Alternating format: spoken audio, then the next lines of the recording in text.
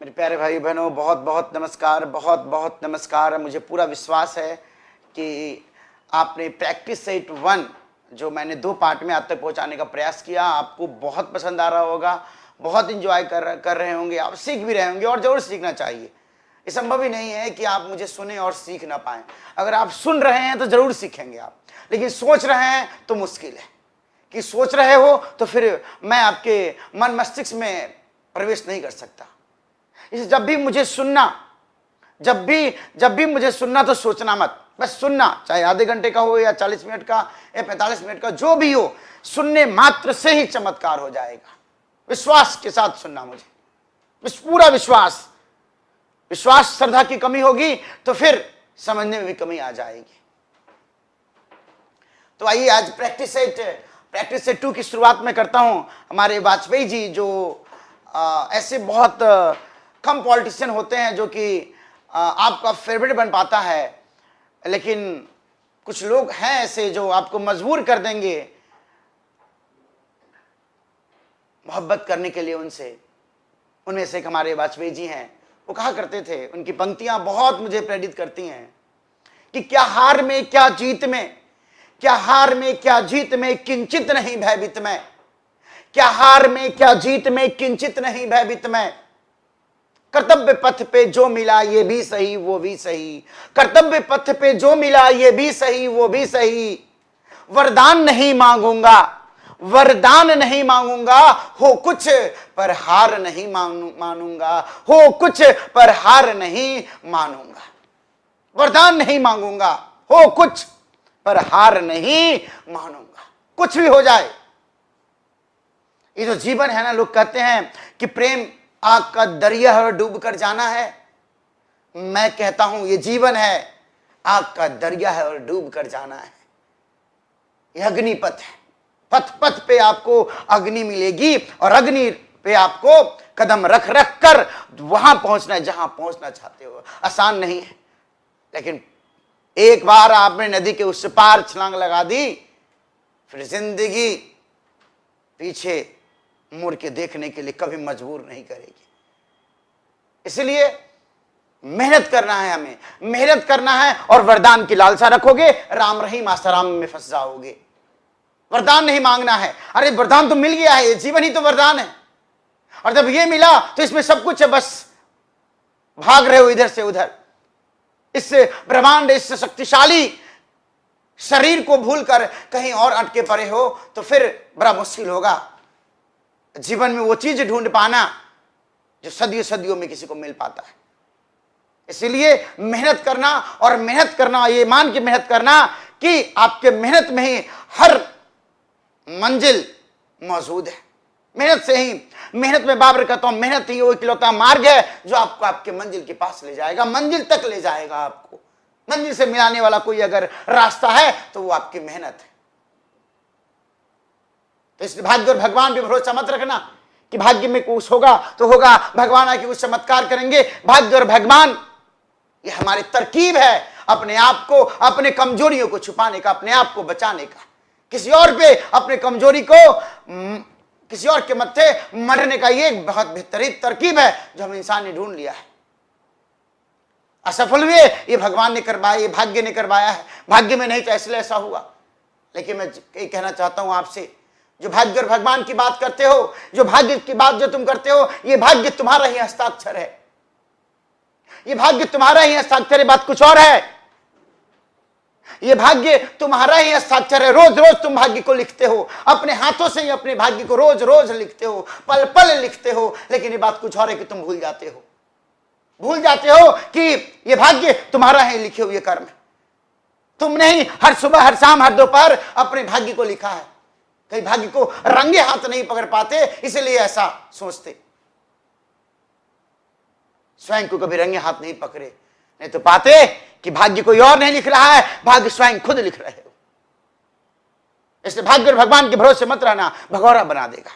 भाग्य और भगवान के भरोसे रहने के बजाय मेहनत के भरोसे रहो। अपने पुरुषार्थ पे, अपने जीवन पे विश्वास रखो और मेहनत करो।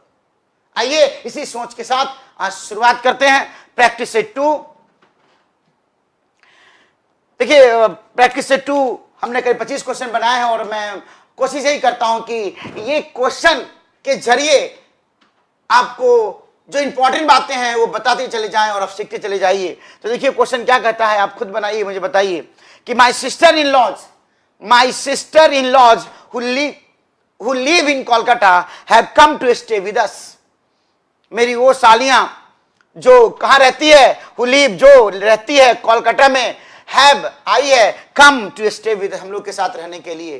तो बताइए इसमें एरर क्या है? बिल्कुल सही आपने ढूंढा। एरर किस पार्ट में है? ना ए में, ना बी में, ना सी में, तो किस में है मेरे प्यारे भाई बहनों? अगर आप बी कहते, सी कहते, डी कहते तो कटवा लेते अपना 2.5 नंबर, लेकिन आपने बिल्कुल सही कहा, आंसर है ए में। माई सिस्टर इन लॉ, ध्यान देना, ये इसके जरिए मैं एक चीज सिखाता हूं आपको, क्योंकि इस दुनिया में 3.5 प्रकार के लोग होते हैं। जब भी कंपाउंड नाउन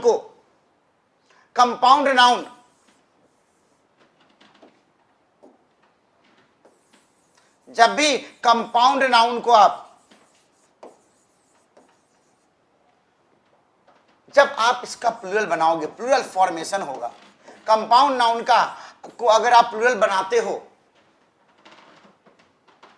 तो कहा जाता है कि in case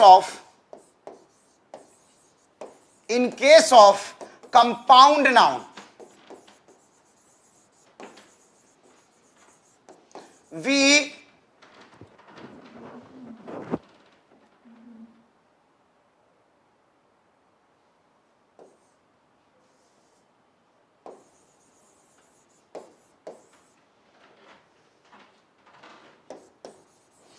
make the plural of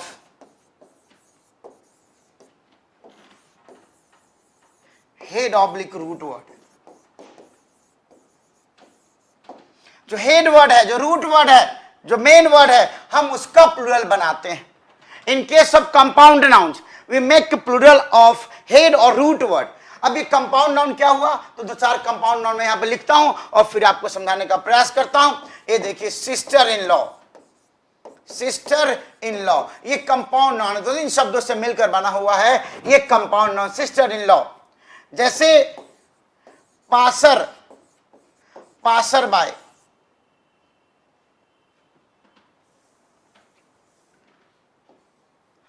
on looker,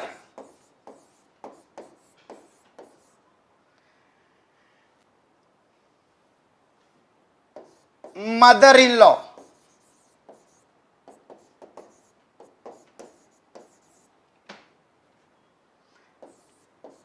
step mother,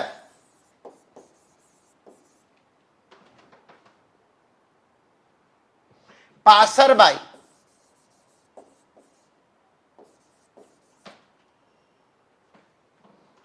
अब बताओ ये सारे कंपाउंड वर्ड है, अब इन्हें हमें प्लूरल बनाना है। मतलब कहना है मेरे पास 5 सालियां हैं, कैसे कहोगे आप? मेरे पास 5 साला है, फिर कैसे इसे कहोगे आप? सिस्टर इन लॉ, इसमें हेड वर्ड कौन है? सिस्टर। इसमें कौन है? लुकर। इसमें कौन है? मदर। इसमें भी कौन है? मदर। इसमें कौन है? पासर। तो फिर कैसे बनेगा इसका प्लूरल? आप बिल्कुल बताते जाओ, मैं लिखते जाता हूं, क्योंकि इस दुनिया में वाक्य में 3.5 प्रकार के लोग होते हैं।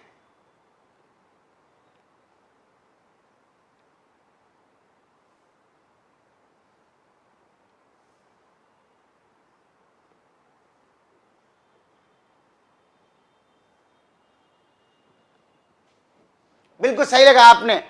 सिस्टर इन लॉ क्या बने आपने? Sisters in law. इसमें रूट वर्ड कौन है? सिस्टर्स कर देंगे हम, sisters in law.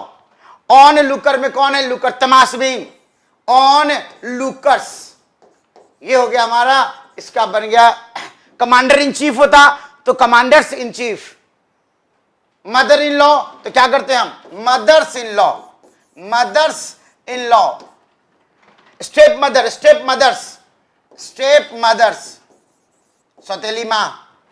Passers by, राहगीर, क्या लिखेंगे? पासर्स।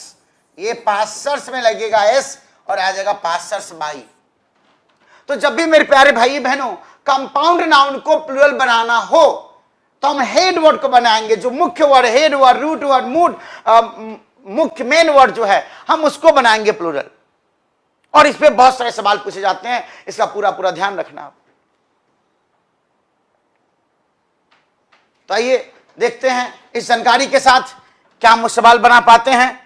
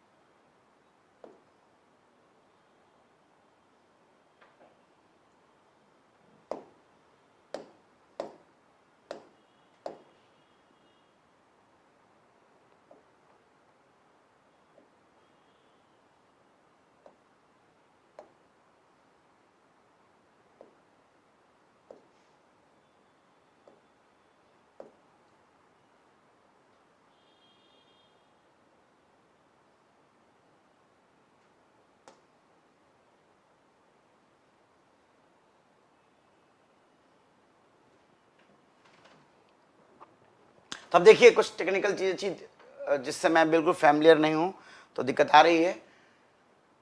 आइए आइए जानते हैं अब कि जो हमने अभी सीखा कि जब भी कंपाउंड वर्ड हो तो कंपाउंड वर्ड में हम क्या करते हैं, हम हेड वर्ड रूट वर्ड को बनाते हैं। क्या हेड वर्ड रूट वर्ड को बनाया जाता है? क्या हम हेड वर्ड या रूट वर्ड या मेन वर्ड को बनाते हैं प्लूरल। इसमें कौन सा हेड वर्ड है?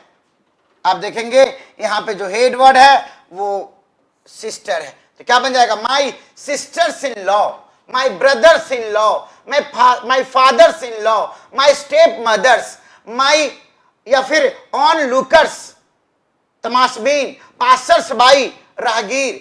हम ऐसे कंडीशन में जो हेड वर्ड होगा रूट वर्ड होगा हम उसको प्लूरल बनाएंगे। लेकिन जब कंपाउंड नाउन में पोजीशन की बात आती है, अधिकार दिखाना हो, साली का कसम, तो फिर क्या करेंगे इसको भी जानेंगे, घबराइएगा मत।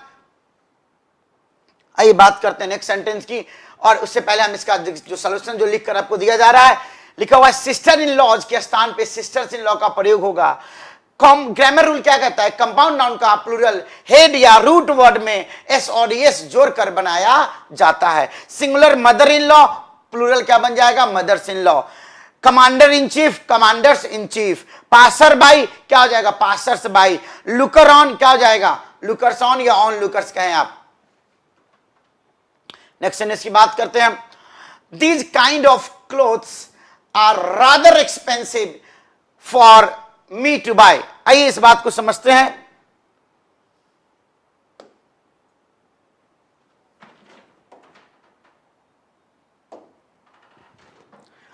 अब देखेंगे ये है दिस,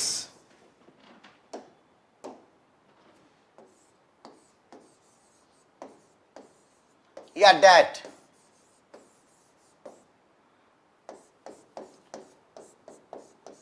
ये रहा आपके सामने दिस का दीज और डैट का दोज। दिस डैट होता है सिंगुलर, इसलिए हम इसके साथ सिंगुलर नाउन का प्रयोग करेंगे। हम इसके साथ सिंगुलर नाउन का प्रयोग करेंगे। और वर्ब की बात करें तो हम सिंगुलर वर्ब का ही इस्तेमाल करेंगे। तो दो बातें मैंने सिखा दी आपको।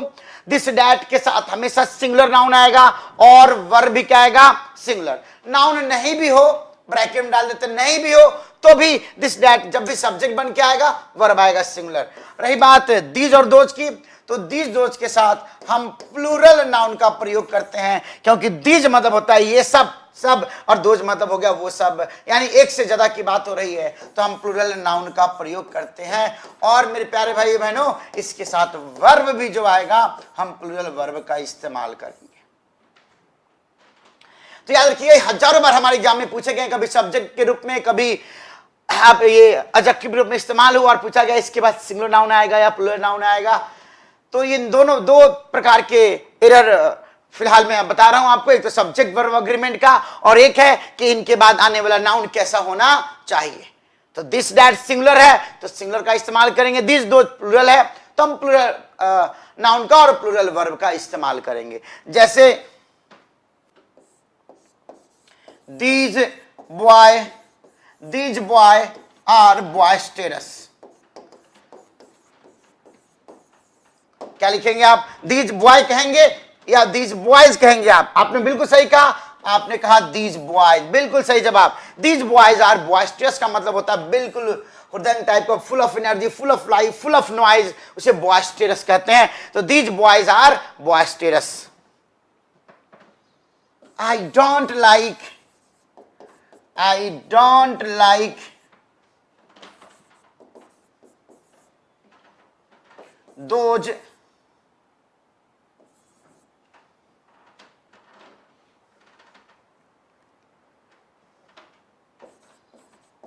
those kind of conduct। Conduct मतलब व्यवहार।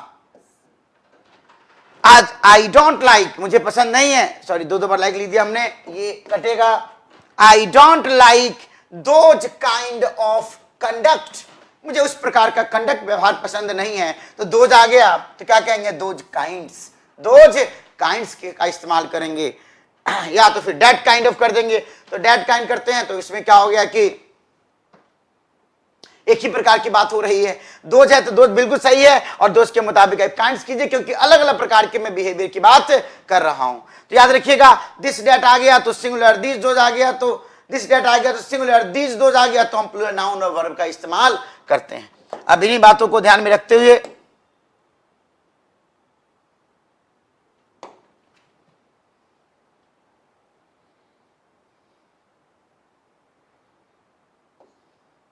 तो बताइए यहां पे क्या आएगा?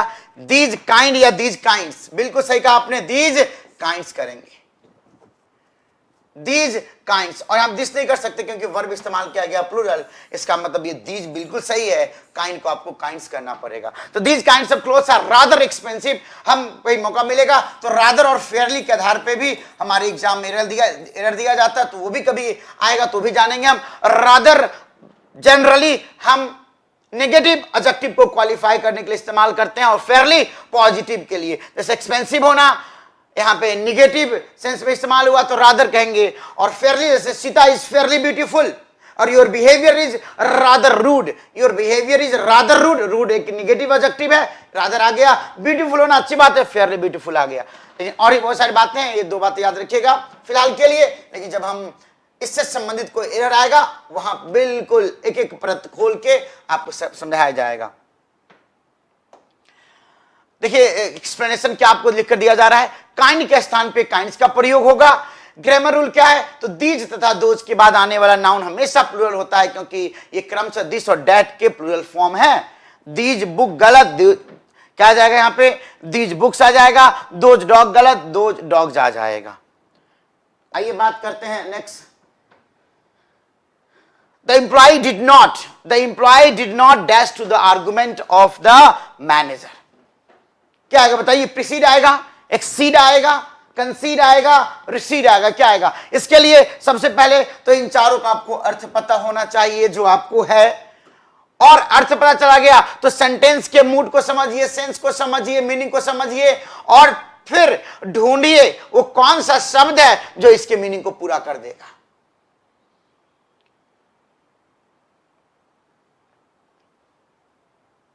देखिए प्रीसीड, आप देखेंगे द प्रीसीड हो या रिसीड हो, प्रीसीड हो या रिसीड हो, आप देखेंगे प्रीसीड एक्सीड तथा रिसीड के बाद टू का प्रयोग नहीं होता है। तो ग्रामेटिकली हम समझ गए कि प्रीसीड एक्सीड और रिसीड के साथ हम नहीं इस्तेमाल करते हैं, क्या हम नहीं इस्तेमाल करते हैं टू का इस्तेमाल। तो जब यहां पे टू लिखा हुआ है इसका मतलब ना प्रीसीड आएगा, ना रिसीड आएगा, ना एक्सीड आएगा, तो बच गया क्या? कंसीड आएगा। तो मीनिंग अगर नहीं भी समझ में आ रहा है आपको तो फिर आप ग्रामेटिकली, क्योंकि जब भी कोई शब्द फिल करो तो उसके पाछे देखो, इसके आगे देखो, क्योंकि हर शब्द एक दूसरे से अनुशासित होता है, कंडीशनड होता है, जरूरी होता है। आप देखिए आगे पीछे कौन से शब्द का इस्तेमाल किया गया है। अगर यहां पे एन लिखा गया, यहां पे आने वाला शब्द हमेशा क्या होना चाहिए? वॉवेल साउंड से शुरू होने वाला शब्द होना चाहिए।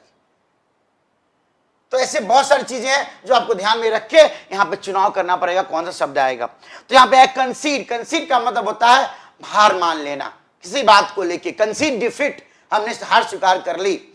The employ did not concede to the argument, और इसके साथ प्रीपोजिशन का आता है to. The employ did not concede to, याद रखना कंसीड विद नहीं, कंसीड टू आएगा। The employ did not concede to the argument of the manager, manager का जो आर्गुमेंट था उसके सामने वो नहीं झुका, नहीं हार माना। और तो प्रीसीड मतलब क्या होता है? प्रीसीड का मतलब होता है पहले आना, प्री मतलब पहले, रिसीड का मतलब होता है पीछे जाना। जैसे देखेंगे आप हेयर लाइन, पहले यहां तक हेयर हुआ करता था, अब हेयर लाइन रिसीड कर रहा है। जो बाढ़ आती है, पानी होता है, पानी भी क्या कर रहा है? रिसीड कर रहा है, पीछे की ओर जा रहा है। तो रिसीड, रिसीड मतलब पीछे जाना, प्रीसीड मतलब पहले आ जाना, और एक्सीड मतलब होता है ज्यादा हो जाना। एक चीज और बता दूं, एक्सीड के साथ हमारे एग्जाम में मेरे प्यारे भाई बहनों मोर देन का इस्तेमाल करके आपको फंसाने का प्रयास किया जाता है। याद रखना, एक्सीड मतलब होता है से ज्यादा हो जाना, तो मोर देन का सेंस यहां पे छुपा होता है, और एक्सीड के साथ मोर देन बिल्कुल सुपरफ्लुअस हो जाएगा। आप देखते ही इसे काट दीजिएगा। तो ध्यान रखिएगा, प्रीसीड मतलब प्री मतलब पहले, रिसीड बैक पीछे की ओर जाना, कंसीड स्वीकार कर लेना, और एक्सीड मतलब होता है से ज्यादा। जैसे your letter should not exceed more than 500 words, your letter should not exceed more than 500 words। यहां पे more than गलत है, your letter should not, your essay should not exceed 500 words। तो ये भी ध्यान रखना आप कि exceed के साथ more than का इस्तेमाल हम नहीं करते हैं, क्योंकि इस दुनिया में 3.5 प्रकार के लोग होते हैं। दो चीज आपने देखा, सारे शब्द आपके लिए इंपॉर्टेंट, मैं बार-बार कहता हूं कि हर शब्द, अगर इंप्लॉय का मतलब नहीं जानते हो तो ये भी आपके लिए जाना जरूरी है, आर्गुमेंट का मतलब नहीं जानते हो तो ये भी जाना जरूरी है, हर शब्द आपके लिए जरूरी है। आइए देखिए इसका लिखित रूप से क्या दिया गया सोल्यूशन। सेंटेंस में यह बताया गया है कि इंप्लॉय ने मैनेजर की आर्गुमेंट के सामने हार नहीं माना, इसीलिए कंसीड का प्रयोग होगा। कंसीड का अर्थ होता है हार मान लेना, एडमिट डिफीट, और इसके बाद प्रीपोजिशन टू का प्रयोग होता है। याद रखे, प्रीसीड, एक्सीड और रिसीड के बाद टू का प्रयोग नहीं होता है। एग्जाम्पल देता हूं, जैसे कहते हैं कि my hair line is receding, the flood waters are receding. अब यहां देखेंगे, he was sworn dash as the prime minister of our country. स्वर के कई अर्थ होते हैं, आइए इसको समझने का प्रयास करते हैं, किन किन अर्थों में इस्तेमाल होता है ये।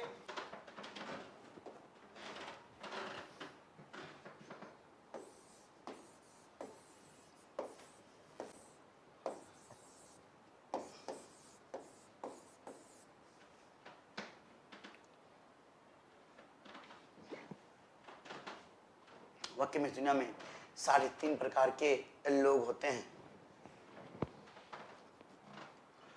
स्वर का मतलब क्या होता है? टू यूज ऑफेंसिव और रूड वर्ड,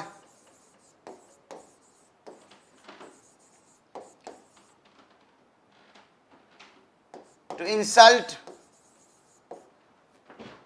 समवन और something,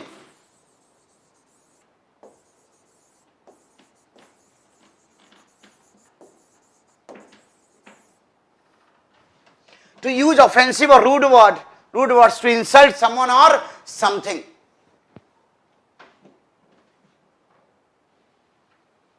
Please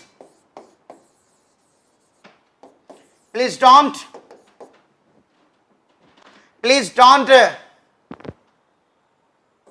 swear before your children। अपने बच्चों के सामने आप ऑफेंसिव और रूड वर्ड का इस्तेमाल ना करें। Please don't swear before your children. इसका एक और मतलब होता है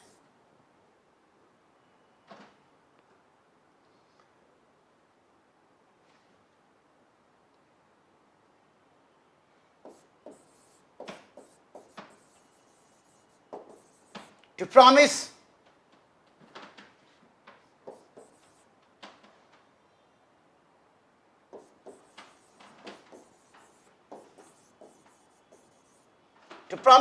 to tell the truth, to promise that you are telling the truth, to promise to tell the truth, to promise that you are telling the truth। अब देखिए क्या अर्थ आएगा इसका, स्वर का देखिए, to promise that you will tell the truth, या to promise to tell the truth। पानी पीना बहुत जरूरी है।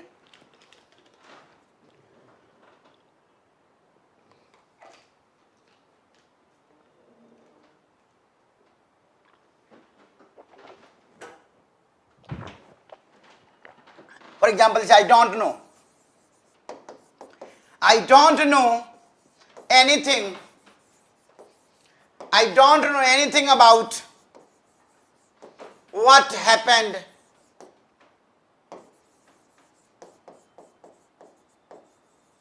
What happened? I swear it. मैं बिल्कुल सही कह रहा हूं। I don't know anything about what happened. I swear it. Comma लगा देना। तो मैं कसम खाई कहता हूं कि मुझे कुछ भी पता नहीं है। तो देखा आपने स्वेर के कितने अर्थ हो गए? 2।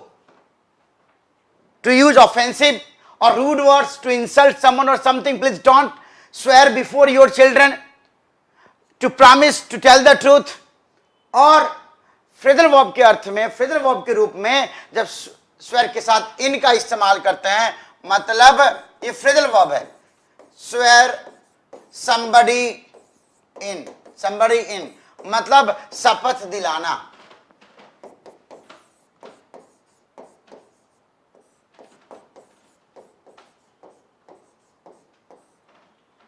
Swear somebody in. Mr. Obama,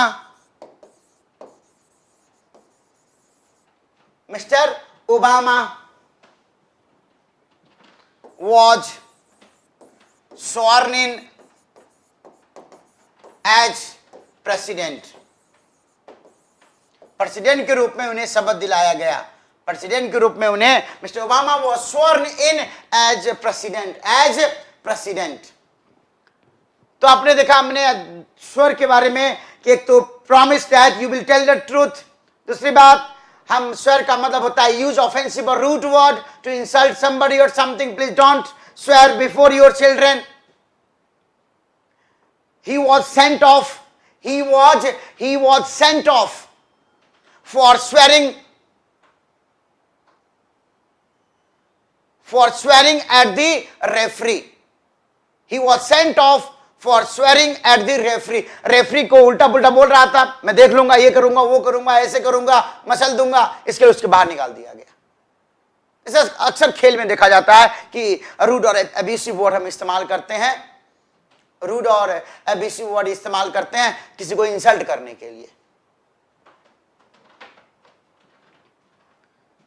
ध्यान दीजिएगा, कमेंट पे मेरा ध्यान मैं देख नहीं पाऊंगा ढंग से। तो आइए बात करते हैं हमारे सवाल में जो बातें कही गई है वो फिर क्या है। लिखा हुआ है ही वॉज स्वर्न, हमने लिखा था ना, mister Obama was sworn as president, यहां पे ही was sworn in as the prime minister of our country.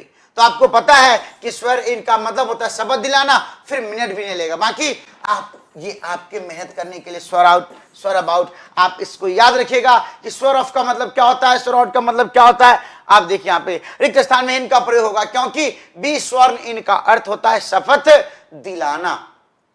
और भी मैंने, चूंकि ये जो टेस्ट है इसके जरिए मैं आपको सिखाना चाहता हूं अंग्रेजी, ये ध्यान रखना है आपको। आइए अब शब्द की बात करते हैं। सिमिलर शब्द हमें ढूंढना है। क्या ढूंढना है हमें सिमिलर शब्द ढूंढना है। कैंटैंकरस, कैंटैंकरस मतलब झगड़ालू।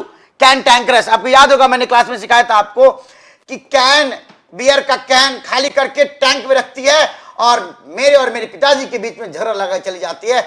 जो लॉलिमा है वो कैंटैंकरस है, कैंटैंकरस है, क्वेरुलस।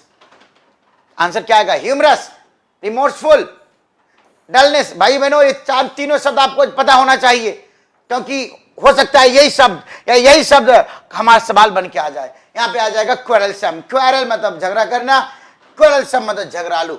अब देखिए यहां पे कैंटैंकरस का अर्थ होता है झगड़ालू, और अर्थ में समानता रखने वाला शब्द क्वेरलसम। समय का एडजेक्टिव जैसे कहते हैं ना कि अर्कसम, ट्रबलसम, कष्टप्रद, उसी प्रकार क्वेरलसम है, इसलिए बी सही आंसर है। सॉरी, यहाँ पे ये सम बेसिकली इस्तेमाल हुआ, सम तो एडजेक्टिव है, सम यहाँ पे एक सफिक्स के रूप में इस्तेमाल हुआ है। जब कष्टप्रद कहना हो तो कहते हैं, क्या हम कहते हैं, कष्टप्रद, ट्रबलसम। उसी प्रकार अर्कसम, उसी प्रकार क्वेरलसम, उसी प्रकार हैंडसम। देखिए meaning of the other words, humorous, हास्यपूर्ण, रिमोर्सफुल, पछतावा से भरा हुआ, full of regret and dullness. तो ये सारे शब्द आपको याद होने, ध्यान रहे, कोई भी जो भी मुझे सुन रहा है, ये सारे शब्द उन्हें याद करना पड़ेगा। बात करते हैं फिर आ गया वर्ड सिमिलर। क्वेश्चन नंबर 6 है कनासर। कनासर, अरे कौन से सर हैं जो कंजंक्शन पढ़ाने में कनासर हो चुके हैं, एक्सपर्ट हो चुके हैं। कनासर, किसी चीज में बिल्कुल दक्ष हो जाना, कनासर कहलाता है। डिसाइसिव, अनसिविलाइज्ड, डिसर्निंग जज या नैरो माइंडेड। आपका जवाब बिल्कुल सही है, सी फॉर कहो ना, प्यार है। डिसर्निंग जज है, क्यों? क्योंकि कनासर का अर्थ होता है पारखी, विशेषज्ञ, और अर्थ में समानता रखने वाला विकल्प है डिसर्निंग जज। डिसर्निंग, ज्ञानी, समझदार, शोइंग गुड जजमेंट। डिसर्न मतलब होता है चीजों को समझना। डिसाइसिव, जो निर्णय लेने में बहुत ही तेज तरार हो, निर्णायक, producing a definite result. Uncivilised, जानते हैं आप। नैरो माइंडेड, संकीर्ण सोच वाला, having limited outlook, myopic. Word opposite लिखना है। Question number 7, नगेटरी। नगेटरी, नगेटरी, नगेटरी मतलब ना ना ना ना नागा। नागा का जीवन नगेटरी होता है। किसी का नाक तोड़ देते हैं आप, क्यों? क्योंकि वो व्यक्ति आपके लिए नगेटरी होता है। किसी के नाक के सामने आप उसका इज्जत का फ्लोदर निकाल देते हैं, क्यों? क्योंकि उसका वो व्यक्ति नगेटरी होता है आपके लिए। नगेटरी, नगेटरी, नगेटरी, डेल्यूसिव, फ्यूटाइल, अनरियल और प्रोडक्टिव। आइए देखते हैं आपका जवाब सही है कि नहीं। अगर आपने जवाब इसका आंसर डी दिया है तो खतरा है। अगर आपने सी दिया है, ए दिया है, तो भी खतरा होना चाहिए। लेकिन अगर आपका जवाब बी है मेरे प्यारे भाई बहनों, सॉरी, ये लगता है मुझे हमें अपोजिट ढूंढना था। अपोजिट, अपोजिट मैं सिमिलर समझ के आपको खतरे में डाल रहा था, लेकिन घबराइए मत, आप बिल्कुल सही थे। हमें नेगेटिव का अर्थ होता है बेकार, महत्वहीन। नाक तेरी तोड़ देगा कोई और कोई भी, क्योंकि तुम क्या हो, बेकार हो, महत्वहीन हो। इसके विपरीत अर्थ रखने वाला शब्द क्या है? प्रोडक्टिव, फलदायी, फायदेमंद। तो डेल्यूसिव, भरमाने वाला, मिसलीडिंग, फ्यूटाइल, बेकार, यूजलेस, अनरियल, अवास्तविक। आंसर आएगा प्रोडक्टिव, और आप बिल्कुल आप सही थे।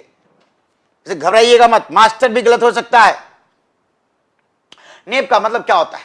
उल्टा लिखना है। कैंडिड, कैंडिड आप जानते हैं, कैंडिड, इसमें दो ऑक्सिलियरी वर्ब है, एक मॉडल यहां पे, एक प्राइमरी ऑक्सिलियरी, एक मॉडल ऑक्सिलियरी। कैन और did, yes I can and I did, मैं कर सकता हूं और मैंने कर दिया, क्योंकि मैं हूं कैंडिड, स्पष्ट बोलने वाला, आउट स्पोकन। कैंडिड, जो कैंडिडेट होते हैं वो कैंडिड होते हैं। आप भी कैंडी खाइए और कैंडिड हो जाइए। सिंसियर तो जानते हैं, स्पेलिंग में कई बार दिक्कत आएगी आपको, तो याद रखिएगा सिंसियर, ये सीन, सीन, ये पाप, और उसके बाद तो सी के बाद ई और आर के बाद ई, सी के बाद ई, आर के बाद ई। ये पाप तो हमेशा लिखना पड़ेगा। सिंसियर सीन तो है ही, पाप है, और इसमें C R E, C R E, C R E, C R E, याद रखना। सिंसियर। क्रेडुलस मतलब होता है जो दूसरे की बातों पे भरोसा कर ले। एक और शब्द मैं आपको सिखा दूं, गलीबल। हमारा गली बॉय गलीबल नहीं था, भोला भाला नहीं था, कोई भी उसको ठग दे ये संभव नहीं था। क्रेडुलस और गलीबल, आर्टफुल। आइए देखते हैं, उल्टा लिखना है। देखिए आपने, आपका आंसर बिल्कुल सही था, आपने लगाया था आर्टफुल, जो बहुत ही कलाकारी हो, धूर्त, चालाक। कैंडिड, स्पष्ट, क्लियर। क्रेडुलस, आसानी से विश्वास लेने वाला, भोला भाला व्यक्ति। सिंसियर, सच्चा, जेन्युइन।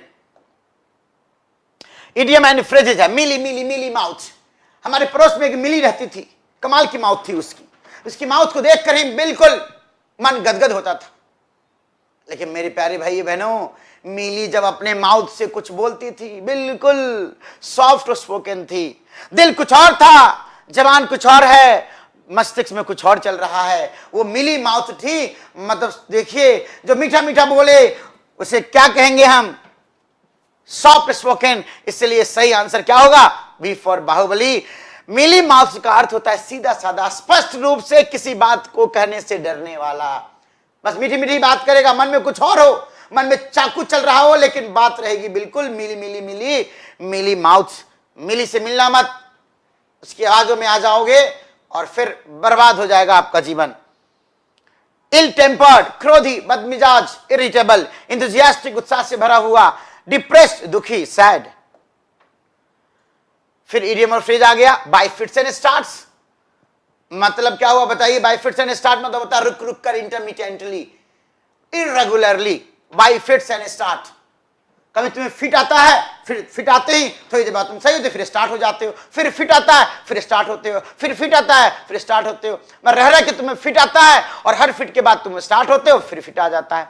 मतलब रुक रुक कर, बाय फिट्स एंड स्टार्ट्स, रुक रुक कर, intermittently, irregularly, bye fits and starts.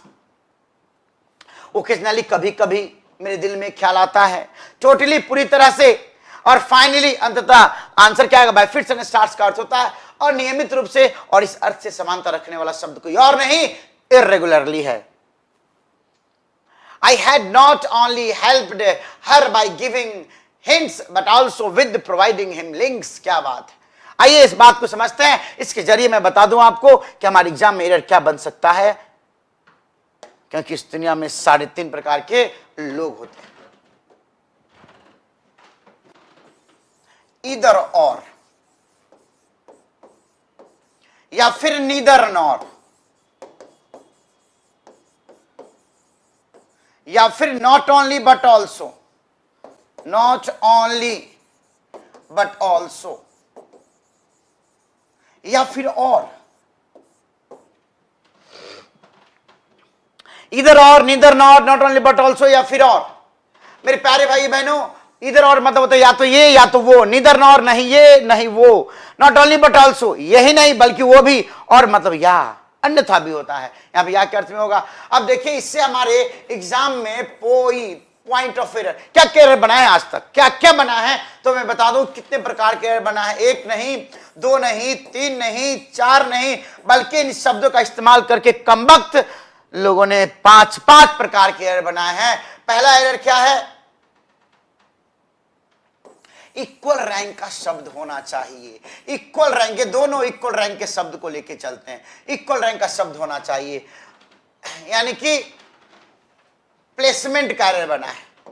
Placement का एरर बना है। उसके बाद पेयर का, कि इधर के बाद और ही आएगा, राइट पेयर, नॉर नहीं आ जाएगा, नीदर के बाद और नॉर आएगा, और नहीं आएगा। प्रोनाउन का एरर बना है, क्या अगर इधर और आ गया तो प्रोनाउन किसके अकॉर्डिंग आएगा? कौन से सब्जेक्ट के अकॉर्डिंग प्रोनाउन आएगा? सब्जेक्ट वर्ब अग्रीमेंट का एरर है मेरे प्यारे भाई बहनों। और इन्वर्जन करके भी एरर दिया गया, इन्वर्जन। यानी कि हमारे एग्जाम में आप देखेंगे 5 प्रकार के इन 4 शब्दों से एरर पूछे गए हैं। इक्वल रैंक मतलब प्लेसमेंट का एरर, कि यहां पे जो शब्द प्लेस किया गया है क्या वही शब्द यहां पे होना चाहिए, प्लेसमेंट का एरर दिया गया है। पेयर, इधर का पेयर क्या है? और है, तो और ही आएगा। 1000 और लगा दो, 1000 नॉर लगा दो, लेकिन जब भी आएगा तो और आएगा, और नॉर आएगा, इधर के बाद और, इधर के बाद नॉर आएगा, तो राइट पेयर का भी एरर आ जाता है। प्रोनाउन आ गया, अगर आएगा इधर राम और हिज फ्रेंड्स, तो बताओ अब किसके अकॉर्डिंग आएगा? इसका भी एरर आता है हमारे एग्जाम में। सब्जेक्ट वर्ब अग्रीमेंट, दो सब्जेक्ट जब जुड़ जाएंगे तो उसके अकॉर्डिंग भी एरर बनता है। और इन्वर्जन का भी हमारे एग्जाम में एरर बन जाता है। नॉट ओनली आई हैव होगा या नॉट ओनली हैव आई होगा। बहुत सारी कंडीशन में नॉट ओनली आई भी सही है, और बहुत सारी कंडीशन में नॉट ओनली हैव आई कहीं इस्तेमाल होगा। यानी ध्यान रखिए, सबको हम विस्तार से एक करके कभी मौका मिलेगा। अभी तो सिर्फ हम बात करेंगे पहला, इक्वल रैंक प्लेसमेंट का एरर। बाकी कभी एरर आएगा, जरूर आएगा, तो हम पेयर को समझाएंगे, कभी प्रोनाउन को समझा दिया, कभी सब्जेक्ट अग्रीमेंट को समझा दिया, कभी इन्वर्जन को समझा दिया। लेकिन मैं ये आज बता के जा रहा हूं कि जब भी ये दिखेंगे आपको किसी सेंटेंस में, ध्यान रखना ये 5 बात आपके दिमाग में घूम जाना चाहिए कि कहीं इसका कोई एरर तो नहीं है। तो यहां पे हम बात करते हैं इक्वल रैंक। तो कहने का मतलब क्या हुआ? इधर और, neither nor, not only but also, या फिर और। ये इक्वल रैंक वाले शब्द को कनेक्ट करेंगे। कहने का मतलब है सब्जेक्ट को सब्जेक्ट से, वर्ब को वर्ब से, ऑब्जेक्ट को ऑब्जेक्ट से, कॉम्प्लीमेंट को कॉम्प्लीमेंट से, या फिर प्रेपोजिशन को प्रेपोजिशन से, प्रेपोजिशन को प्रेपोजिशन से, आर्टिकल्स को ये आर्टिकल्स से करेंगे। Subject subject, verb verb, object object, complement complement, preposition preposition, articles articles, मतलब इक्वल रैंक का होना चाहिए। ये नहीं कि एक तरफ सब्जेक्ट है एक तरफ ऑब्जेक्ट है, गलत हो जाएगा। प्रेपोजिशन है तो प्रेपोजिशन होना चाहिए, वर्ब आईएनजी है तो वर्ब आईएनजी होना चाहिए। तो ये ध्यान रखिएगा, जैसे कि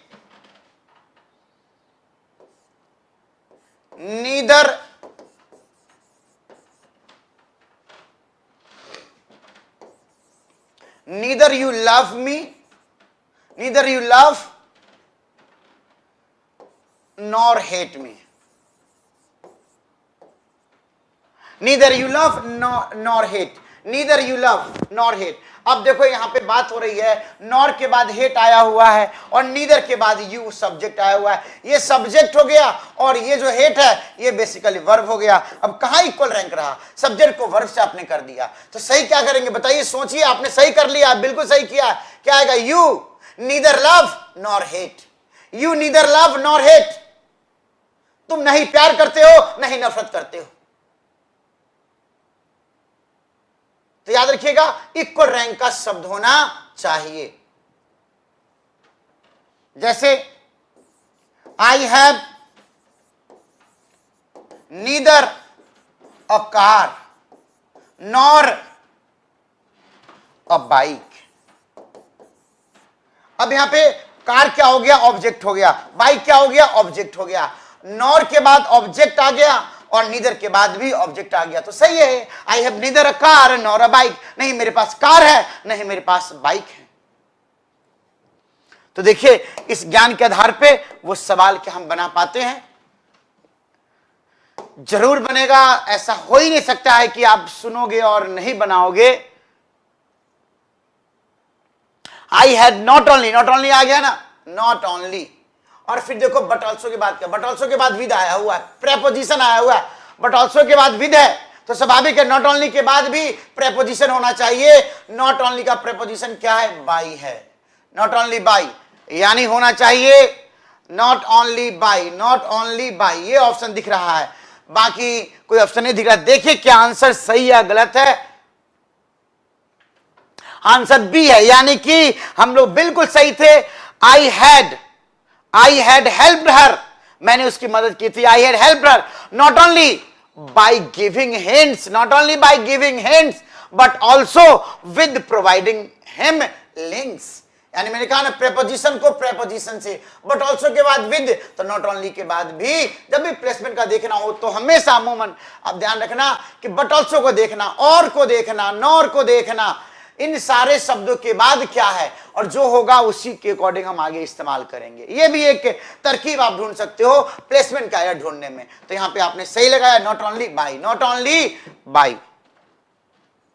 मैं एक बार पढ़ के समझा दूं, पढ़ के बता दूं आपको कि नॉट ओनली बट ऑल्सो एक कोरिलेटिव कंजंक्शन है, इसलिए नॉट ओनली तथा बट ऑल्सो के बाद आने वाला शब्द एक ही प्रकार के होने चाहिए। दूसरे शब्दों में हम कह सकते हैं कि नॉट ओनली बट ऑल्सो के द्वारा समान वर्ड्स, इक्वल रैंक और इक्वल स्टेटस वाले शब्द और फ्रेजेस को जोड़ा जाता है।